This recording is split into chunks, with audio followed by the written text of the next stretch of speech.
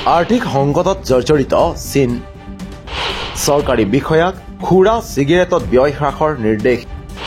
ভ্ৰমণ খাদ্য কাৰ্যালয়ৰ সুবিধাটো ব্যয় হ্ৰাসৰ নিৰ্দেশ সভাৰ সংখ্যা হ্ৰাসৰ নিৰ্দেশ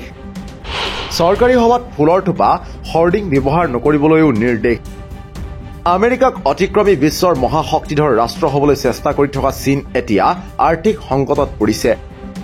ৰঙা চীনৰ আৰ্থিক সংকট এই পৰ্যায় পাইছেগৈ যে চৰকাৰে ব্যয় নিয়ন্ত্ৰণ কৰিবলৈ বিভিন্ন পদক্ষেপ গ্ৰহণ কৰিব লগা হৈছে জি জিনপিং নেতৃত্বাধীন চৰকাৰে বিষয়াসকলক কেইবাটাও নিৰ্দেশ দি ব্যয় নিয়ন্ত্ৰণৰ চেষ্টা কৰিছে চৰকাৰী বিষয়াসকলক ভ্ৰমণ খাদ্য আৰু কাৰ্যালয়ৰ সুবিধাৰ বাবে চৰকাৰী ব্যয় হ্ৰাস কৰিবলৈ নিৰ্দেশ দিছে চৰকাৰৰ ফালৰ পৰা বিষয়াসকলক দিয়া জাননীত তেওঁলোকক খুৰা চিগাৰেটৰ দৰে বস্তুত চৰকাৰী ব্যয় হ্ৰাস কৰিবলৈ কোৱা হৈছে চৰকাৰৰ ফালৰ পৰা বিষয়াসকলক কোৱা হৈছে তেওঁলোকে মনত ৰখা উচিত যে সঞ্চয় কৰাটো মহান আৰু অযথা খৰচ কৰাটো লজ্জাজনক লগতে বিষয়াসকলক কঠোৰ পৰিশ্ৰম কৰিবলৈ কোৱা হৈছে উল্লেখ্য যে যোৱা কেইবছৰমানৰ পৰা চীনে মাটি বিক্ৰীৰ পৰা উপাৰ্জনৰ ব্যাপক হ্ৰাসৰ সন্মুখীন হৈছে যাৰ বাবে স্থানীয় কৰ্তৃপক্ষৰ ওপৰত পৰিছে বৃহৎ ঋণৰ বোজা এই সংকট আঁতৰ কৰিবলৈ চীনে এক বৃহৎ অভিযান আৰম্ভ কৰিছিল ইয়াৰ লক্ষ্য আছিল ঋণৰ বোজাৰ আশংকা হ্ৰাস কৰা আৰু অৰ্থনৈতিক বৃদ্ধিত সহায় কৰা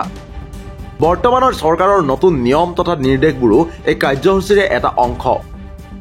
মন কৰিবলগীয়া যে ক্ষমতালৈ অহাৰ এবছৰৰ ভিতৰতে জি জিনপিঙে চৰকাৰৰ অযথা ব্যয়ৰ বিৰুদ্ধে এক বৃহৎ অভিযান আৰম্ভ কৰিছিল তাৰ পাছত বৰ্তমান চীন চৰকাৰে লোৱা এইটো দ্বিতীয়টো ডাঙৰ পদক্ষেপ আনহাতে ভ্ৰমণ খাদ্য আৰু কাৰ্যালয়ৰ সুবিধাত ব্যয় হ্ৰাস আৰু খুৰা চিগাৰেটত ব্যয় হ্ৰাসৰ নিৰ্দেশতে ক্ষান্ত থকা নাই জি জিনপিং চৰকাৰ চৰকাৰী বিষয়াসকলক কোৱা হৈছে যে তেওঁলোকে সভাৰ সংখ্যাৰ প্ৰতি গুৰুত্ব দিব লাগে আৰু অপ্ৰয়োজনীয় সভাৰ পৰা আঁতৰি থাকিব লাগে যদি কেইবাখনো সভাক এখনতে কৰিব পৰা যায় তেন্তে সেই কাম কৰিবলৈ কোৱা হৈছে সভাত ফুলৰ থোপাৰ লগতে হোৰ্ডিং বেকগ্ৰাউণ্ড আদি ব্যৱহাৰ নকৰিবলৈও কোৱা হৈছে আৰ্থিক সংকটৰ জোৰা মাৰিবলৈ চীন চৰকাৰৰ এনে পদক্ষেপ এতিয়া বিশ্বজুৰি চৰ্চাৰ বিষয় হৈ পৰিছে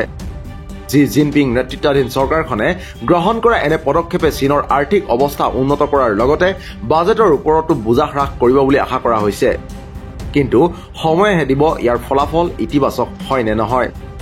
নিউজ ডেস্ক ৰিপৰ্ট দি ক্ৰছ কাৰেণ্ট